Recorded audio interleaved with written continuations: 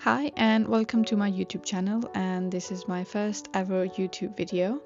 I'm so excited to be here and to share my art with people. So let me start with introducing myself. My name is Aisha and I'm a part-time artist and a full-time software developer. I'm a self-love artist, or let's just say I have learned a lot from YouTube and other amazing artists on social platforms. So I'm here back on YouTube to be the support for others and really just showcasing my art journey. I don't have a lot to say, so I'll just tell you things about myself and what kind of artist I am. I love working with oils and watercolors, so today I'm showcasing a watercolor painting from my sketchbook.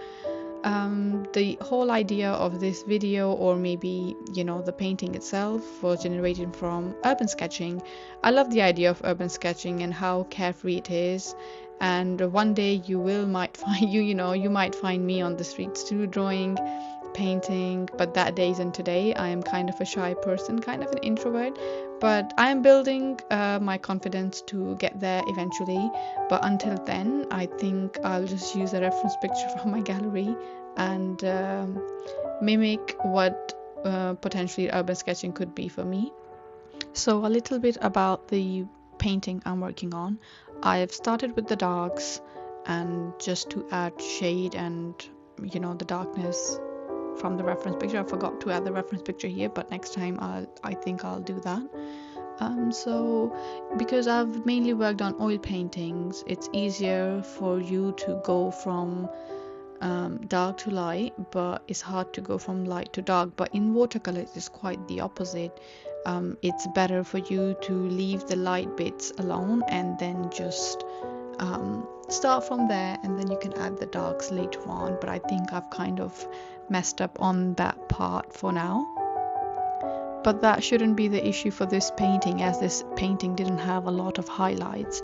It had the obvious darks because it had a lot of windows, a lot of shades, because it was on a corner street, so one side of the entire building was already in the dark.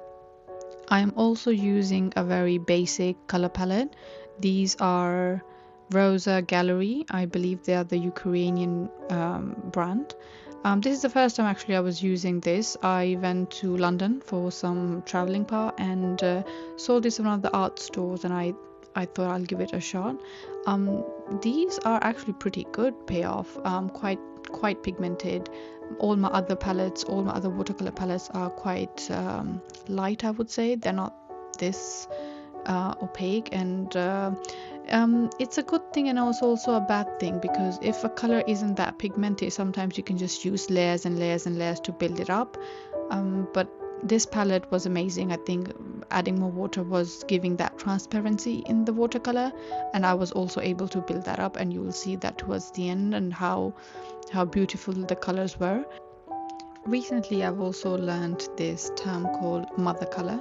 Basically, the idea of mother coloring is having a base color the same in almost all the colors. So the whole painting looks very cohesive and put together. So I was trying it for the first time in this painting. Normally, I just give it a base color, and then top I'll just use different layers. So I used color sepia across all of the shades, so I can see how it works, because that's how I work in oil paints. But apart from that, the watercolor brushes I'm using are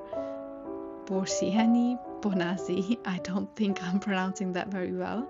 It's an Italian brand and I'm clearly not Italian, so I don't know. I think I'll leave the link in the description box below, and also like a link for, or maybe just a name. I don't have any affiliates links to anything, so I'll just leave the description and you guys can easily find that across UK and Europe, because the brown brush I'm using here is actually, I bought that from UK and from the actual website, and the black one is actually from the same brand, but I think I bought it when I went to Prague. So yes, I think it's still available within Europe.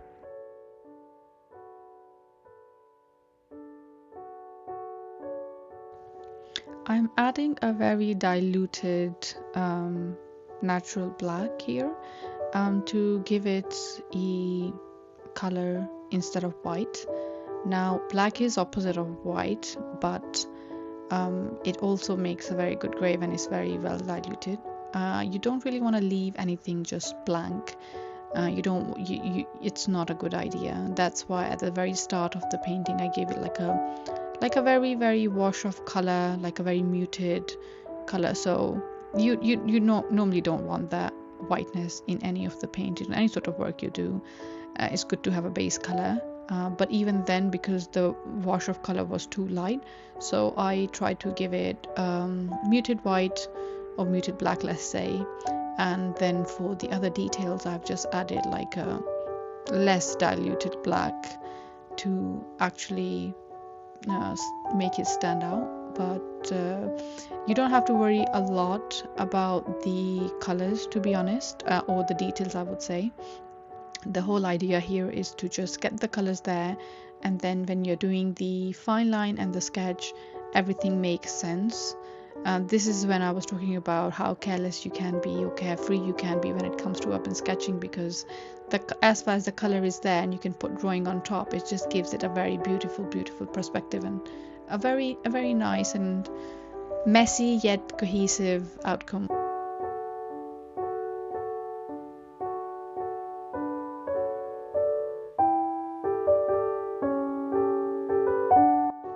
Since the entire painting or the color range is quite muted browns and blacks, obviously, adding a tree in front of it just added like a pop of color. It kind of adds life to the entire painting, and of course the stop sign, the brilliant red, I think it's called the bright red in the palette. It just adds a lot.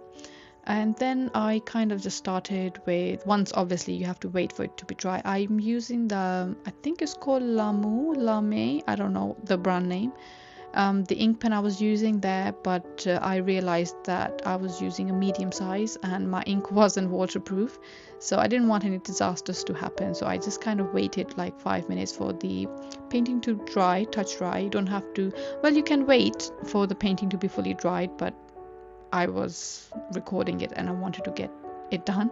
And then I switched it to Arteza ink pen, I think that's what it's called, just so that it's not, because the my ink pen was quite a thick size. I didn't want that to be that chunky thing. So for finer details, I think that Arteza pen would work better. And I just roughly went over my sketch. I didn't really sketch out every single detail, just to give it that looseness in the entire painting. I don't think it really matters. I was going for more of a loose look.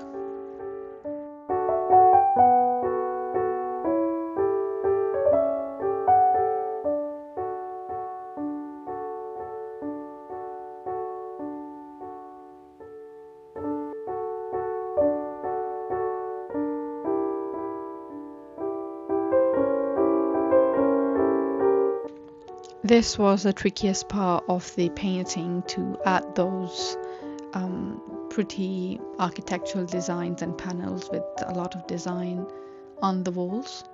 It's just it depends on how, if I was there in person, I don't think I would be able to, because they're pretty far away, and even with the picture, because you take it from far, you cannot ever capture the entire detail, you know. Same goes for the pattern of all these bricks on the wall. I couldn't capture all of it, but I think that's fine. I'm pretty happy with this. So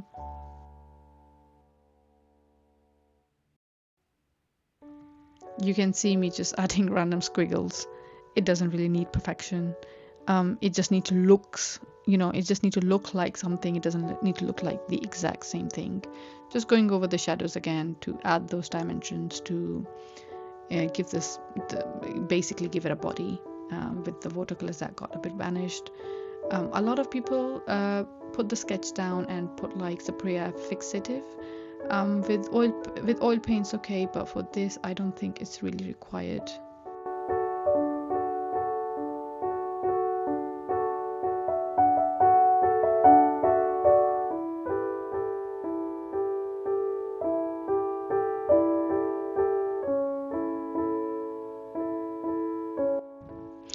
And also very lightly for the walls, you don't really need an apparent, line going up. So just, yeah, keeping a very light hand and just adding those details in there.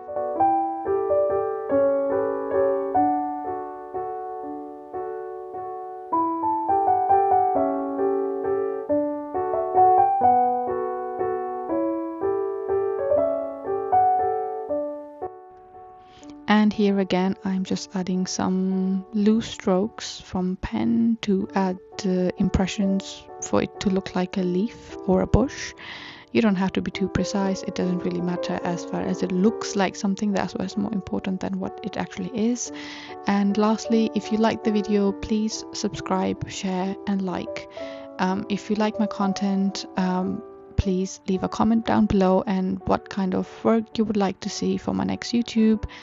And yes, I hope you enjoyed the video, and I'll try to keep posting and develop more art. Actually make more art, not develop. So hope you enjoyed. Thank you very much for watching. Bye.